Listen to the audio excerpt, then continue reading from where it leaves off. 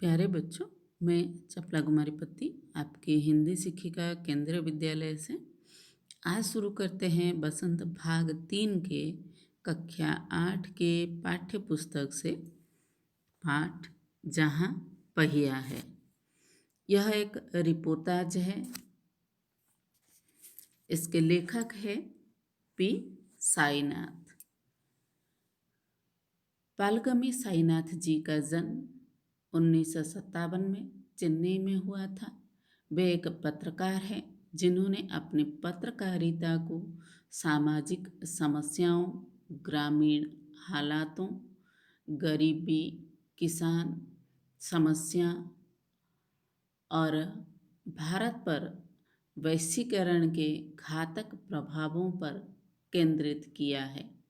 वे स्वयं को ग्रामीण संवाददाता कहते हैं। वे अंग्रेजी अखबार द हिंदू और द वेबसाइट इंडिया के ग्रामीण मामलों के संपादक हैं।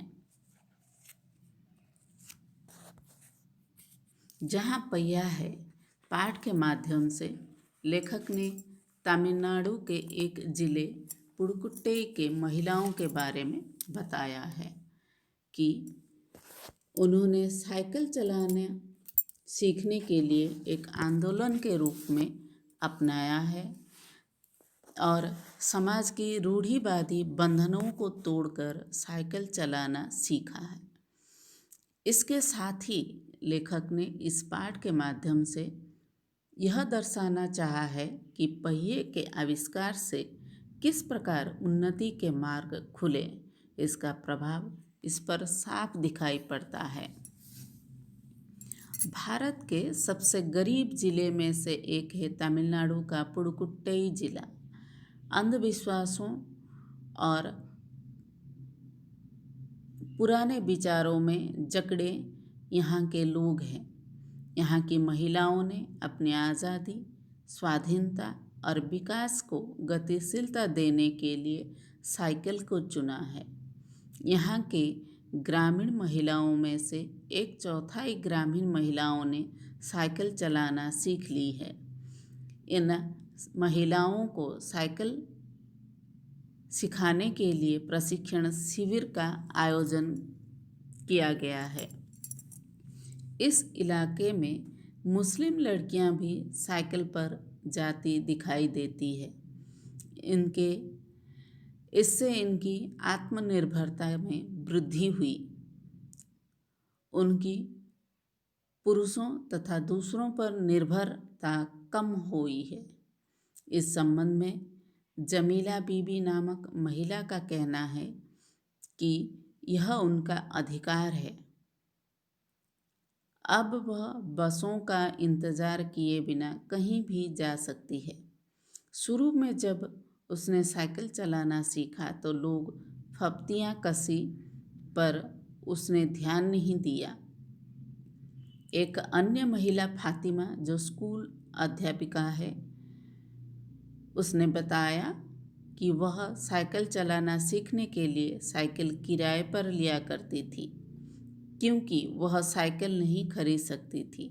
वह साइकिल चलाने को एक तरह की आज़ादी मानती है।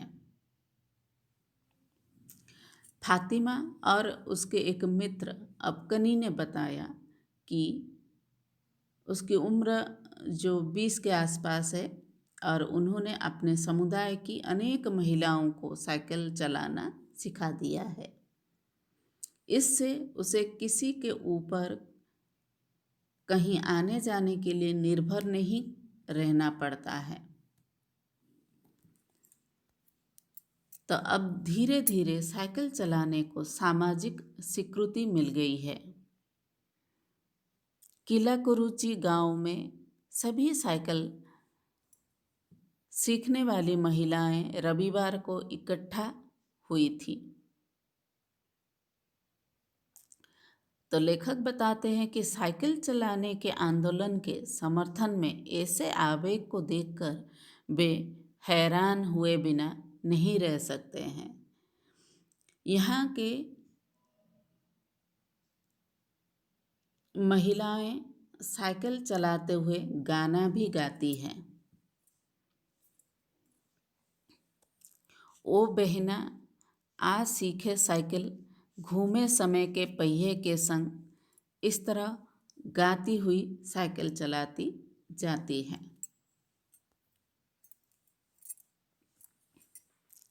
1942 में अंतर्राष्ट्रीय महिला दिवस पर साइकिल पर सवार होकर 1500 महिलाएं ने तूफान ला दिया। यहाँ के एक डीलर और साइकिल की बिक्री साल भर के अंदर 350% बढ़ गई है बताया।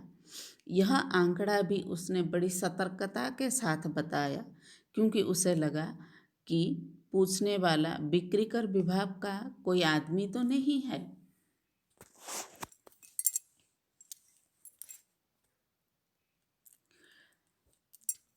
कुदीमी अन्नामलाई की चिलचिलाती धूप में एक अद्भुत दृश्य की तरह पत्थरों को खादानों में दौड़ती भागती 22 वर्षीय मन रमाती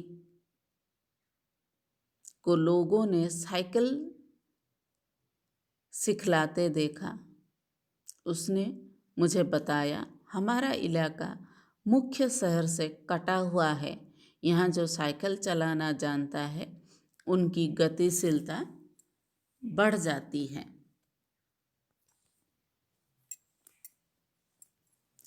अब धीरे धीरे साइकिल चलाने को सामाजिक स्वीकृति मिल गई है।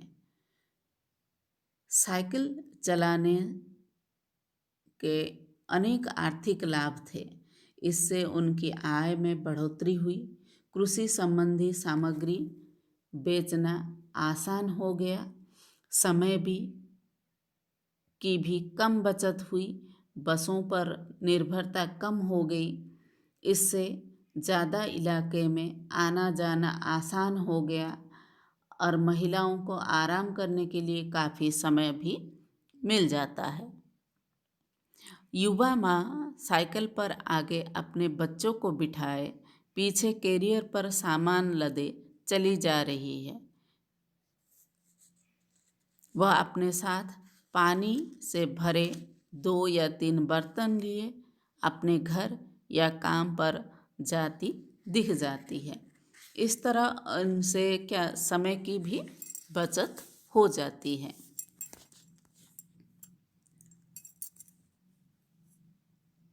आर्थिक पहलुओं के अलावा और भी बातें हैं जिससे महिलाओं को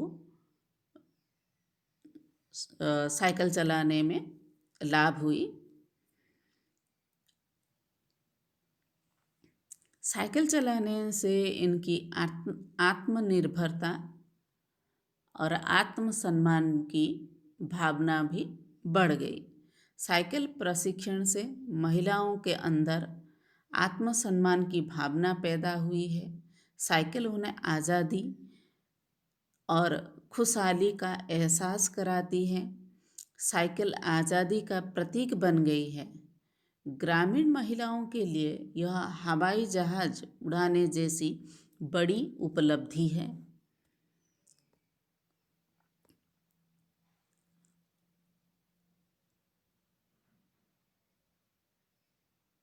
वे महिलाओं की बराबरी कर ही नहीं सकते जो पुरुष इसका विरोध करते हैं। तो ग्रामीण महिलाओं के लिए ये सबसे बड़ी उपलब्धि है। इस रिपोर्टाज से लेखक ने ग्रामीण महिलाओं के जीवन में साइकिल चलाने से आए बदलाव को बताया है। धन्यवाद बच्चों।